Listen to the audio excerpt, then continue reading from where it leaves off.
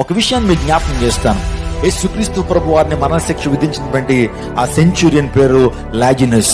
ఆ లాజినస్ యేసుక్రీస్తు ప్రభు వారికి మరణశిక్ష విధిస్తా ఉన్నాడు, కొరడాలతో కొట్టిస్తా ఉన్నాడు, ఆ తర్వాత మేకలు దిగ్గొట్టేస్తా ఉన్నాడు, అన్ని కార్యక్రమాల దగ్గర నుండి జరిగిస్తా ఉన్నాడు. చివరికి యేసు ప్రభు వారు చనిపోయాడా లేదా అని చెప్పి చివరిసారిగా బళ్ళెపు పోటుతో తన ప్రక్కలు ఎప్పుడైతే పడవగానే యేసుక్రీస్తు ప్రభు శరీరంలోంచి నీళ్లతో ఒక ద్రావకం బయటకు వచ్చింది. వాస్తవానికి లాజినస్ యొక్క ఒక కన్ను సరిగ్గా పనిచేయట్లేదట, ఎడడం కన్నుతో చూడలేడు. ఎప్పుడైతే అతడు ఆ యొక్క బళ్ళాన్ని తీసుకుని యేసు ప్రభు వారి పక్కలో పడవగానే ఆ శరీరంలో చూస్తున్నటువంటి ఆ ద్రావకం, రక్తము నీరు కలిసినటువంటి ఆ లిక్విడ్ ఏదైతే ఉందో తన కళ్ళలో పడినప్పుడు తన కళ్ళు చూడటం ప్రారంభించినాయట.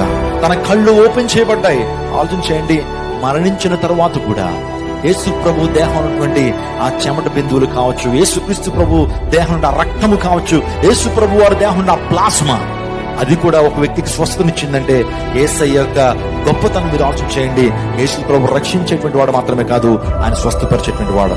యేసు ప్రభు రక్షించి స్వస్థపరచడం మాత్రమే కాదు, విడుదలనిచ్చేటువంటి వాడు. యేసు ప్రభు రక్షించి స్వస్థపరిచి విడుదల చేయడం మాత్రమే కాదు, ఆయన ఆశీర్వదించేటువంటి వాడు, ఆయన నిత్య జీవాన్ని ఇచ్చేటువంటి వాడు.